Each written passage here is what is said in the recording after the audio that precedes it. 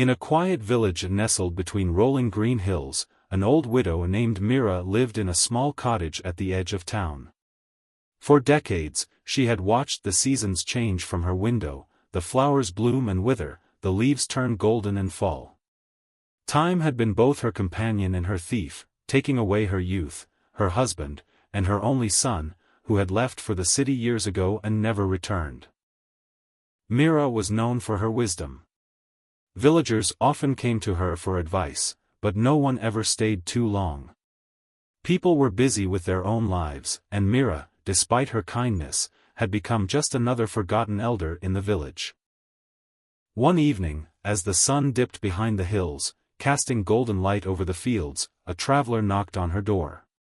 He was a young man, weary from his journey, with eyes that held both sorrow and wisdom beyond his years.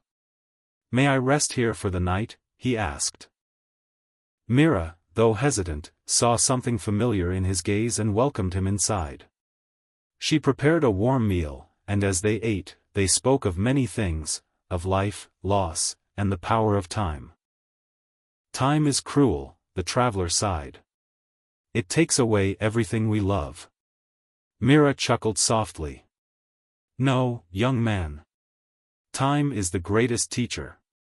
It does not take, it reveals." The traveler looked at her curiously. She gestured toward the old clock on her mantel. "Do you know what time has taught me? It has shown me that pain fades, that even the deepest wounds heal. It has shown me that everything, joy, sorrow, love, loss, has its place, and nothing truly vanishes. It only changes form." The traveler remained silent for a long time. Then, he took something from his pocket, a small wooden pendant, carved in the shape of a bird. Mira gasped. "My son made this," she whispered, her fingers trembling as she touched it. The young man's eyes filled with tears. "I am your grandson, Mira." Mira's breath caught in her throat. "Grandson?